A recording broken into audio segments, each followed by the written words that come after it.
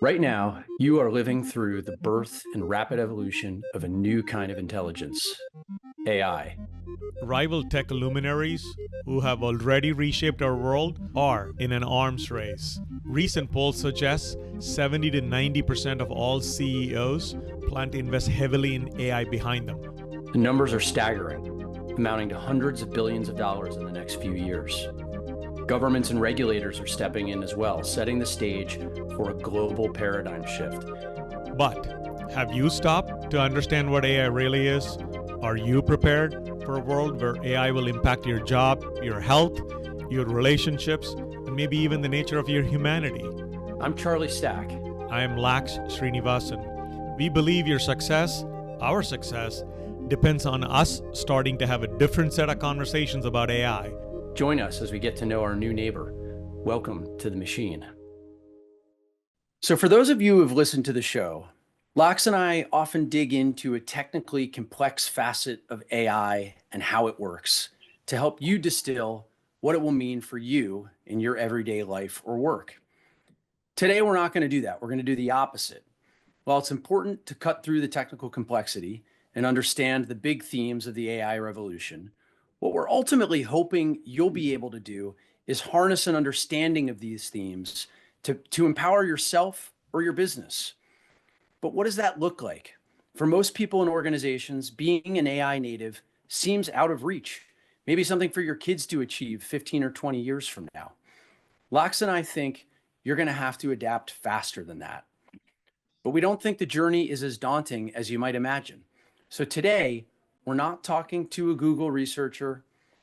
We're going to look through the lens of a CEO who is not any really kind of tech guru, but who is nonetheless rapidly transforming his company into an AI native business.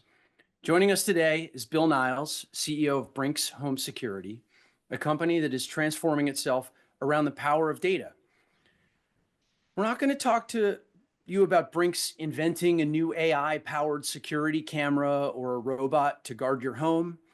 What's so cool about the Brinks story is that Bill, who also goes by his last name Niles, has used his intuition about the power of data and AI to completely reframe his company's mission to focus on differentiating itself from other home security competitors. A lot of the mechanics of what they have done aren't actually that revolutionary, but the shift in focus that Bill has led from the top has allowed them to leverage machine intelligence as a huge competitive differentiator. Bill, before we dive in, I just want to drive home this point today that you are not a machine learning PhD. You're actually a lawyer by training, and then you were an investor. As a business leader, how did you start leaning into AI to begin with? Charlie, first, thanks for having me on the show. And yes, I am not a tech guru. That is very apropos. Um, how did we begin leaning into this? I guess if I go back, Charlie, to my background, I actually left private practice of law back in 1998 and went into uh, post-production of all things, television, film, commercial. And there was really a digital revolution taking place back then. It was moving from physical to digital. DVDs were in play. We eventually moved to file base. And it really was that tech revolution around data and how you actually could transform a business. Those roots really influenced me when I took over as the CEO of Brinks Home. And what I saw was that the power of tech and transformative technology could really accelerate change, and no faster change than with AI. So that was really the impetus. Was had seen it work in the past and knew that we had to leverage it to actually make a difference between us and the competition.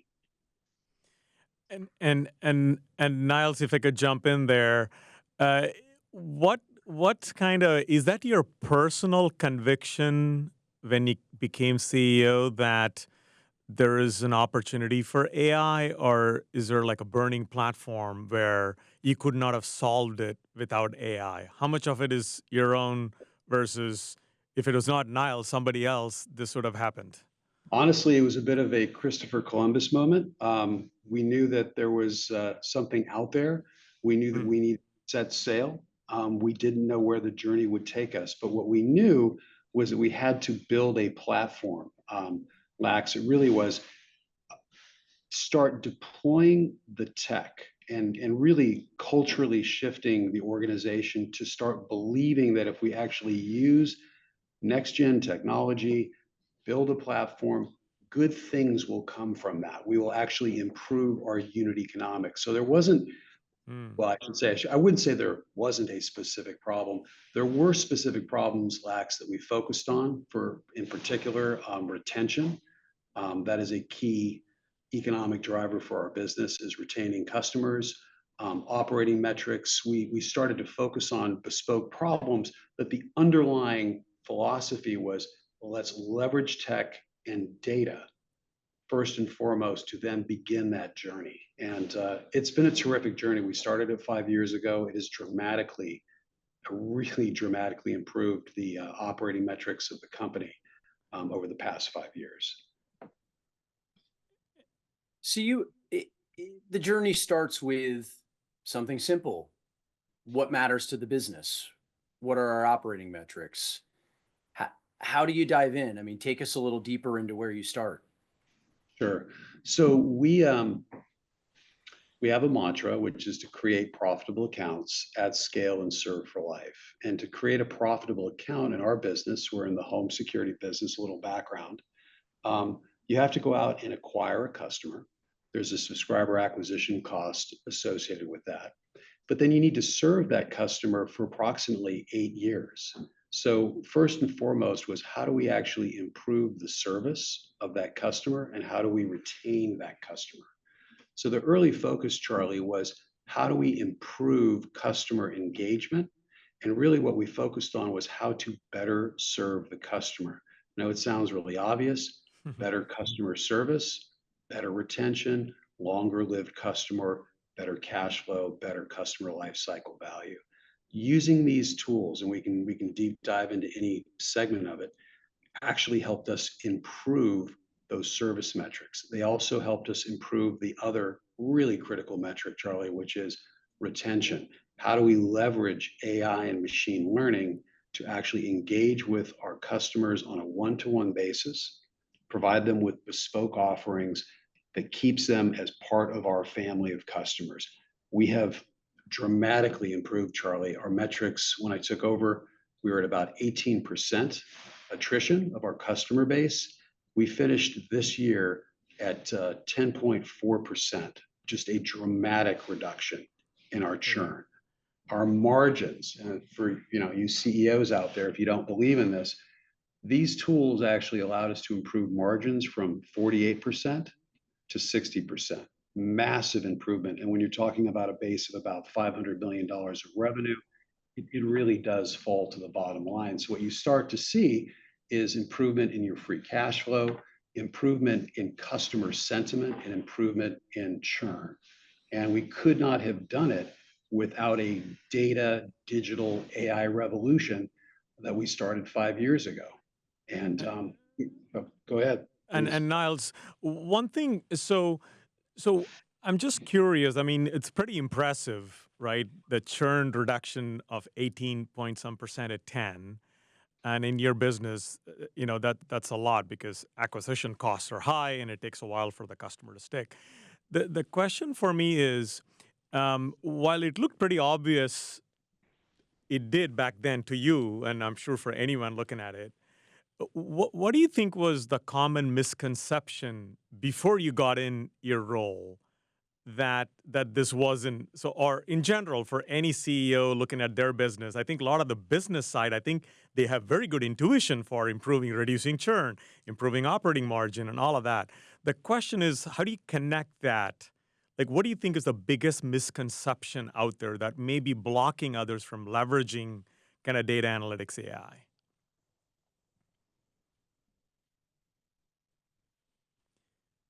Oh, Bill, I think you're muted.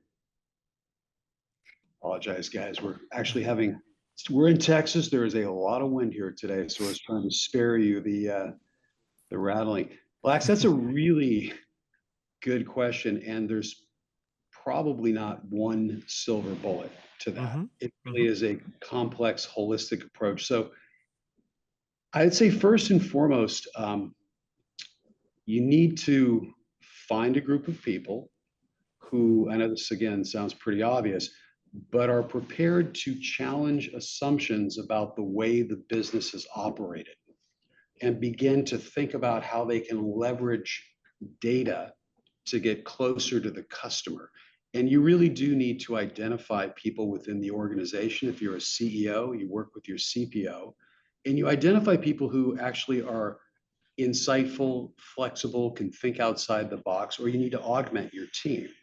And I guess for the CEOs out there, make no doubt about it, if you're not doing this, it'll absolutely improve the metrics in your business. You just got to find the right group of people.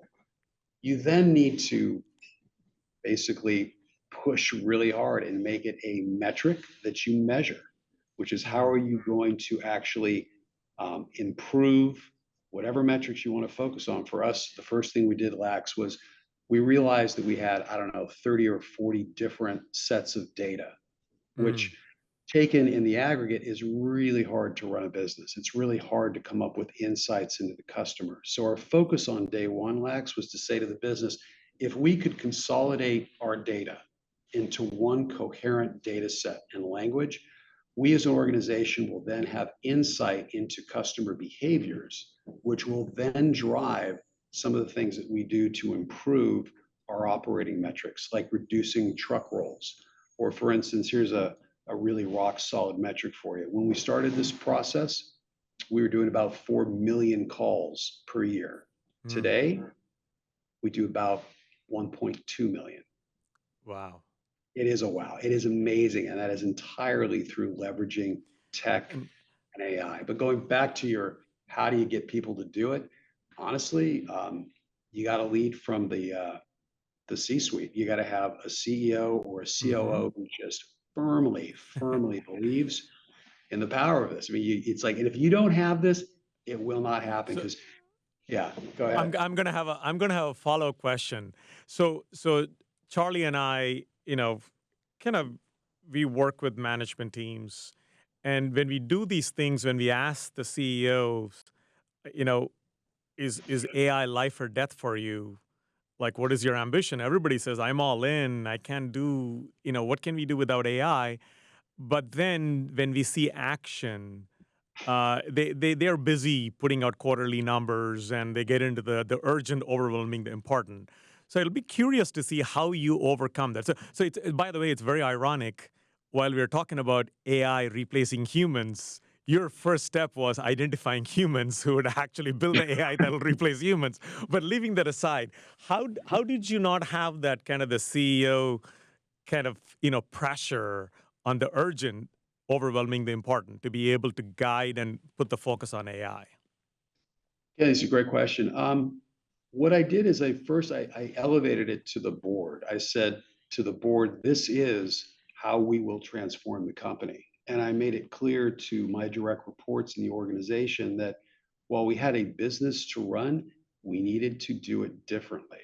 And I was just going through force of will to make that happen, Lax. I mean, that is, seems pretty simplistic, but you need to have the vision and you need to have the will to lead to make that happen. And that's pretty much every day, Lax. I mean, and you have to, it is like, it's almost like propaganda. You have to like Yeah. infuse it into the organization. I think Charlie said at the beginning, I'm not a tech guru. Maybe what I am is a really good cheerleader.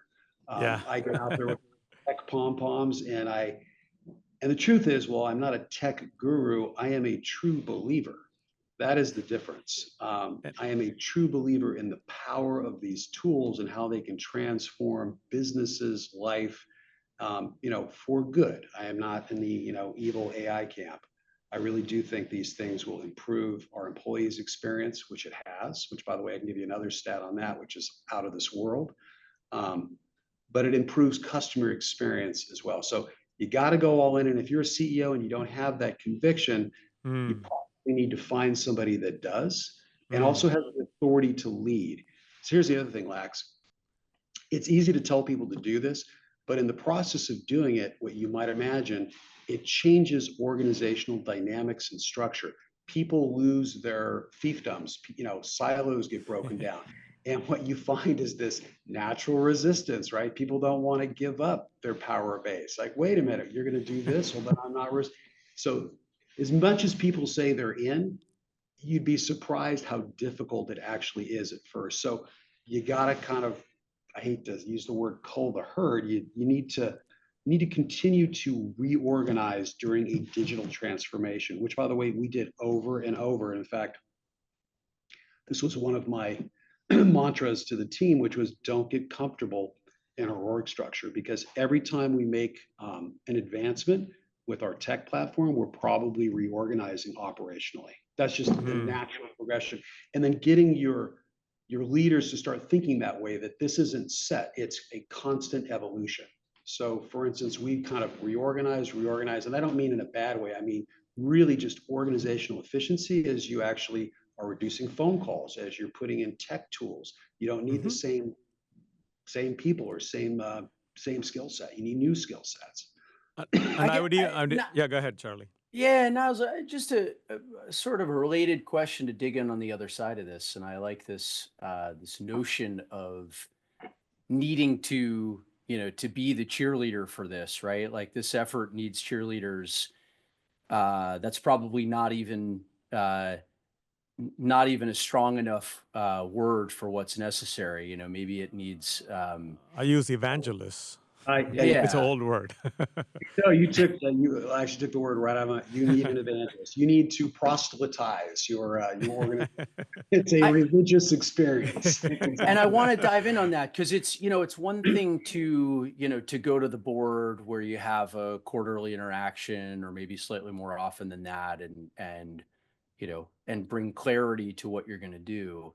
But I've observed that the really hard evangelism work is down in the trenches. I mean, the place you start on this, getting your data house in order, effectively, data janitorial work is pretty much everybody's least favorite, year or two of their life, right? I mean, this is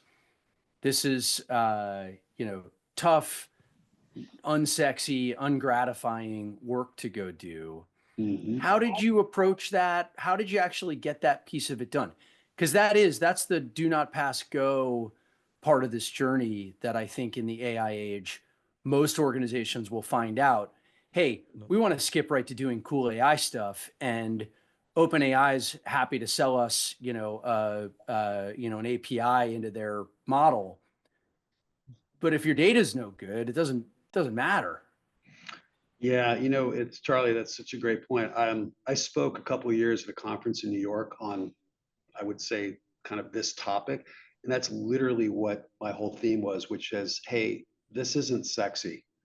There's some stuff you got to do. You need to create whatever term you want to use, a data lake, an enterprise data hub, but it's going to lead to good things. How did we do it? I went out and hired some people and brought them in-house and basically said, look, this is what you're going to do. You're going to focus on building this. And then I synced them up with key people in operations.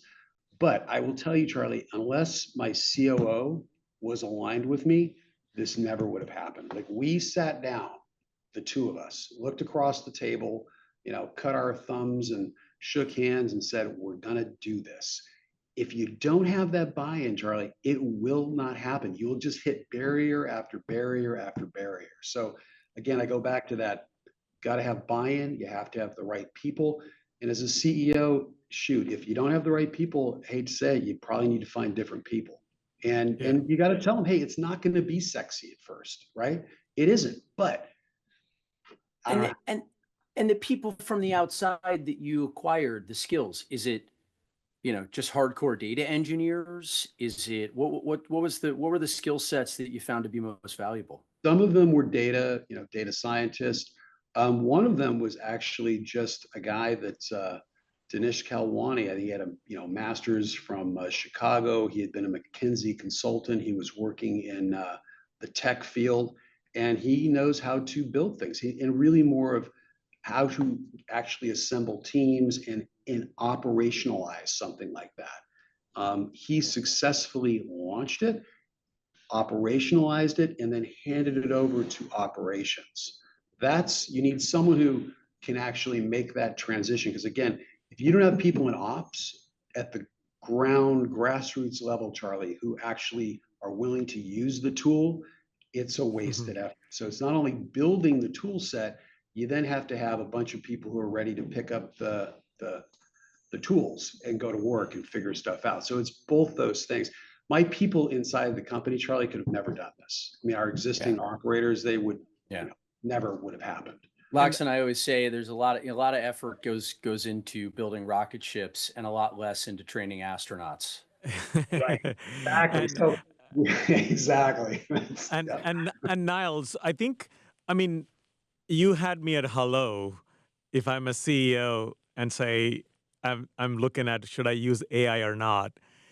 Can you talk a little bit about in this journey? I'm sure it was not a linear. It's one step backward. It's a zigzag. I mean, you talked about a lot of things you had to do. This are what I would call success factors, and believe me, you are checking off every one of those that Charlie and I found in our research. And the very first thing is like AI ambition, which is what you started with. You said you want to point everything there, the North Star for the AI program and the C. So you're just checking off all of those. But I wonder if you can just kind of, not to pour cold water, but set right expectation. This is not like downloading an app out of Chat GPT and be like, voila, right? So can you just give us an example of like a thing that you thought and then you ran into it, and how did you get out of it as a CEO? Like, how did you maintain your conviction? Where did you have doubts? How did you overcome them? Well, this might not be the right answer. I've never lost my conviction, Lax. We've had setbacks, but we always pulled the sails back up and kept going. So I'll give you, maybe this is maybe not a terrific example, but we've wanted to launch a AI assistant, literally a virtual assistant, and it was taking longer than I wanted. But that was because, again, I'll go back to the foundation of our company. It's a service first company. In other words, if we're not providing great customer service, we're not going to launch the product. It's not just about margins, it's about customer retention. So you got to balance all those things. We had to get that right. And what we learned is that you can't just plug and play. If you really are going to go down this path as a CEO, you'll have to realize that the guys out there that are trying to sell, like, hey, there's this easy button on this stuff. There's not an easy button. It is not an easy button. It's trial and error, trial and error.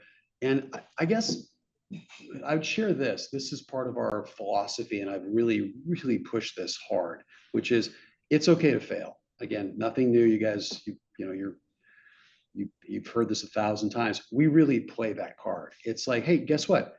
Fail, go, fail, go. But you measure and you learn from that, and you course correct based on those failures, and you create a culture where I call it a no fault culture. It's like, I'm not interested in fault. I'm interested, did it work? Did it not work? If it's working, can we go faster and do more? If it's not working, what do we do differently? Now, to keep making the same mistake, you're probably not the right person for the team, but that's the idea.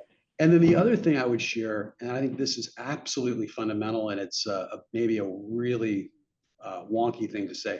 There's a book, Pulitzer Prize winning book, A Bright Shining Light, which is actually about Vietnam. It was written back, I think, in the 70s. I forget the author's name. I should remember it, Pulitzer Prize winner. And it was about how organizations go about executing complex tasks, this being the Vietnam War. And what I learned from that book, and actually made my team read it, 800 pages of small print, they wanted to kill me.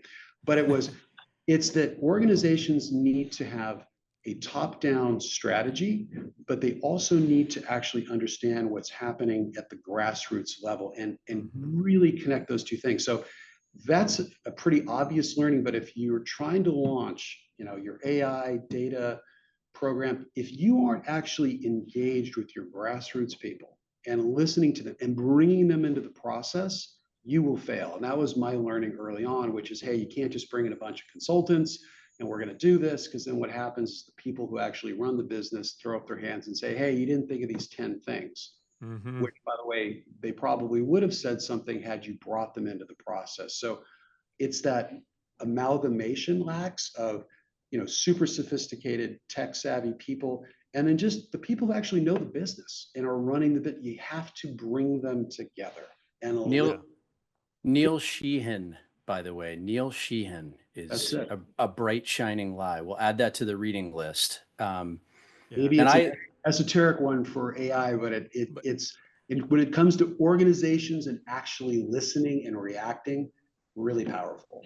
yeah, and Niles, I mean, I think for a lawyer by training, and as Charlie said, not a tech guru. I mean, it almost looks like you were the chief AI officer, chief product officer, chief strategy. I mean, by the way, I'm not kidding, because for the CEO to have conviction, I mean, you have to be that glue, because the teams need that kind of continuous. I mean, for you to say, fail fast, or fail go. I mean, that takes a lot of no fault. guts, Yeah. We right? uh we believe that. I mean, that is literally that. Well, and it's just how we roll, Axe Charlie. That is the truth. That's how we get things done fast. I've just seen, like, as a CEO, I think you have to be a student of human behavior to some Hmm. extent. And I think Hmm. when people are afraid, they tend to spend a lot of time trying to apportion fault as Yeah. opposed to just learning from the mistake and moving on. So what I'm trying to do, guys, is just eliminate all of that kind of unnecessary psychic drag and just get people focused on winning. It's like you win through executing and not worrying about fault. And actually, when we see people blaming other people in the organization, it doesn't play Yeah. well. It's like, I'm not really interested in that. And Niles, just to kind of land this, is so you have kind of had set the North Star, you picked your team, you identified business metrics, you hired expertise, you integrated with the folks that are running it. And then the question is, so what is next? I mean, are you now AI native company? Where are you in the journey of Yeah. And whatever journey? I want to know, like, you're 5 years in, what are you seeing on the AI horizon? Because the other Yeah, thing that's happened in the 5 years since you started, getting your data house in order is, like, actually the capabilities have gotten more yeah. exciting. Yeah. So, crystal ball. Um, what I see is we will successfully leverage artificial intelligence as a replacement for most of your call centers. That is absolutely going to happen. And what you'll end up with are virtual assistants or AI assistants that behave and react like a human, um, to the point where customers will not reject or resist working with them. So I think there'll be that kind of initial friction point where people are like, oh my God, I'm talking to an AI agent. But the truth is, they're incredibly insightful. They're incredibly good at what they do. They make your experience as a consumer even better. I see that pushing into all aspects of the business. So Mm-hmm. that's kind of on the customer service side. At the executive level, there's some pretty obvious tools that you guys are familiar with, Copilot, things like that, that Microsoft. Well, I think as organizations start to use those, like for instance, we had a mandatory training for our senior executives where they have to use Copilot. They have to learn the tools, and then, to use your term, Lax, to evangelize that through the organization. So I think you'll Mm-hmm. start seeing is faster decision making, Mm-hmm. better decision making, and leveraging more granular data. I like the term the quantum physics of data. I like the idea of the quantumization of information and then drawing insights from that. So 5 years from now, I think the quantum of information will be just automatized, or whatever term you want to use, Mm-hmm. to the point where you then can start applying algorithms and understanding how to better serve the customer. And for us, that's the name of the game. We want to protect our customers. We're home security. We want to understand, identify threats, and we want to serve the customer and give them a sense of trust. Long-winded way of saying, you will see massive improvements in employee productivity, for sure. You'll see operating margins expand dramatically, and you should see customer service improve dramatically within customer-facing service organizations. That's where I play. So, Charlie, I do think there is a massive transformation that's about to happen in that segment of the industry. Of course, I gotta ask, since you brought it up, where, for your exec leaders, who you've sort of forced to engage with Copilot, for yourself, where are you getting the most lift out of AI? uh, this is probably not a fair answer, by making sure that my leaders were all using it. I mean, I really had a great experience today.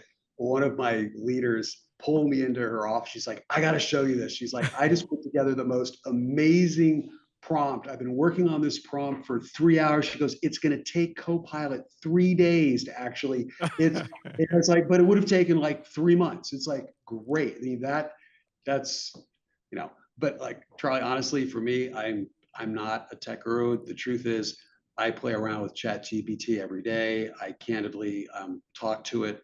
I'm alone at home sometimes. I mean, I love just exploring the world on it.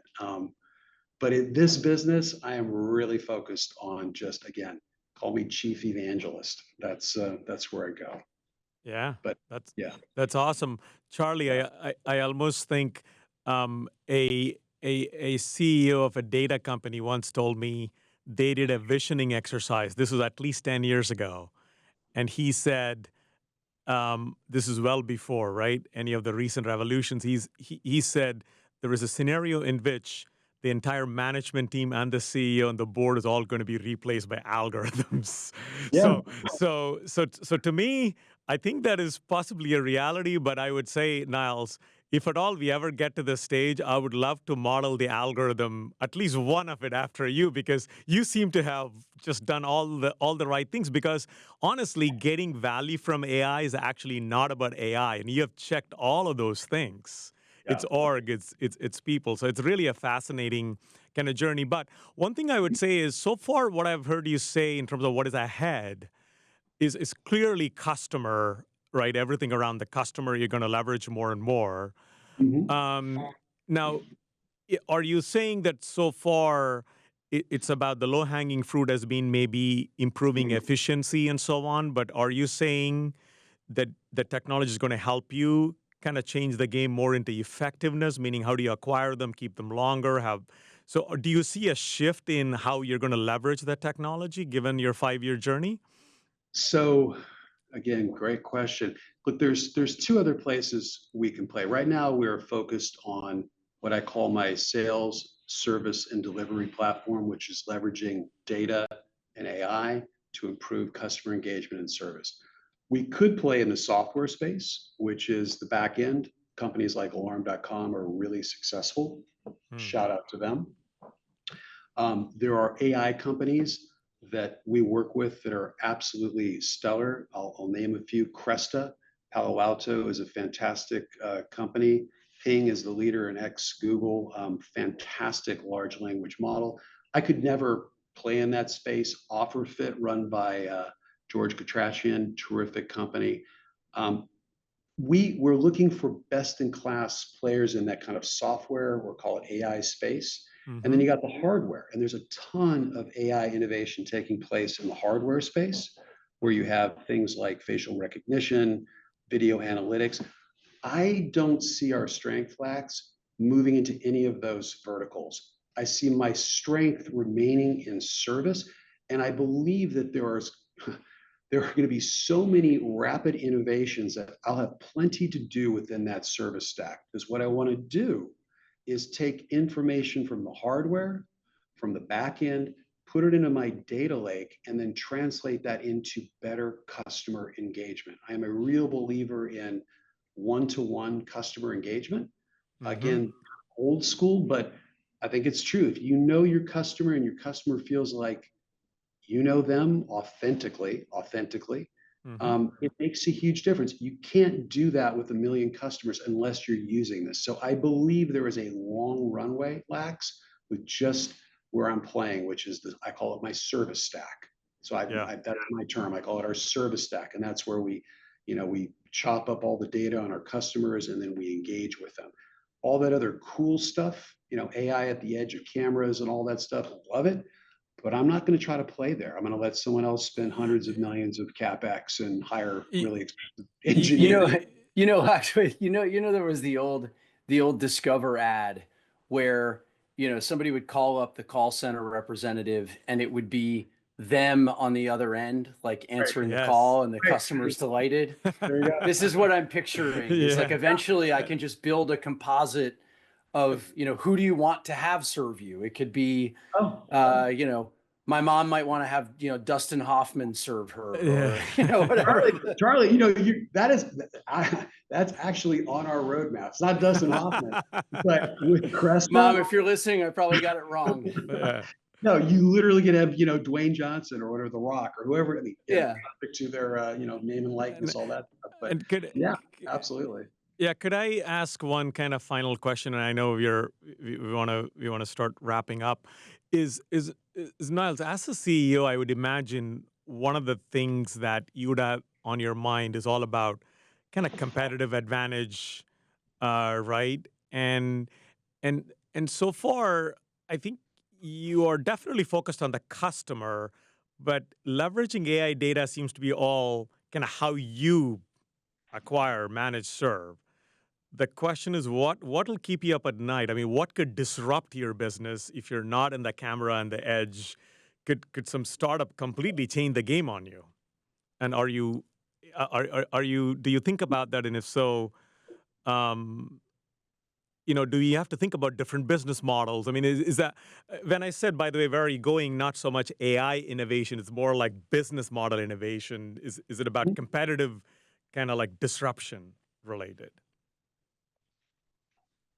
Yeah, I don't want to sound happy about this. I think what we're doing actually, Lax, is disrupting the business. So if I wasn't doing this, I would be up at night. 10 years ago, there was a lot of fear around, for instance, DIY and little technology. Mm-hmm. The truth is that is never going to replace a premium customer experience for someone who actually is willing to pay to have cameras installed. That's where we play. So it's not so much the hardware. What I'm focused on, Lax, is if I can reduce my attrition, improve my margins, I'll actually be able to compete more effectively in customer acquisition. In other words, I can spend more to acquire customers and beat the competition. That's essential. I mean, we have very clear metrics and returns that we expect to get. If I improve attrition, improve margin, I've got more money to invest and compete, for instance, in digital advertising, what I pay dealers or partners to acquire subscribers. So I think there's a huge competitive advantage. The other thing, Lax, would be our platform, our service platform will be extensible. So if I want to start rolling up smaller companies that don't have the capital or the wherewithal to do this, can actually start rolling those onto our platform at very efficient cost of acquisition. So that's very much part of my strategy. It's almost like the Amazon model. If you know how to serve the customer, maybe you would get into selling mortgages someday, but I get it. Probably not, but yeah. Well, listen, Bill, this has been awesome. I have learned a ton today, and I really appreciate you taking the time to chat with us. So many great lessons learned, and we'll look forward to the feedback on the episode. We'll make sure we get the link to a bright shining lie, and I think we've got to hashtag one of your employees here who you mentioned. But lots to listen to here. Thanks so much for joining. Hey, thanks, guys. Appreciate it. It was great. Thank you, Niles. Thanks for listening to Welcome to the Machine. To join the conversation, visit us on welcometothemachine-ai.com.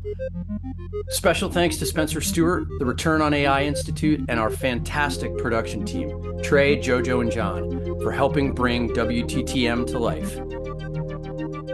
Don't forget to share, like, and subscribe. See you next time.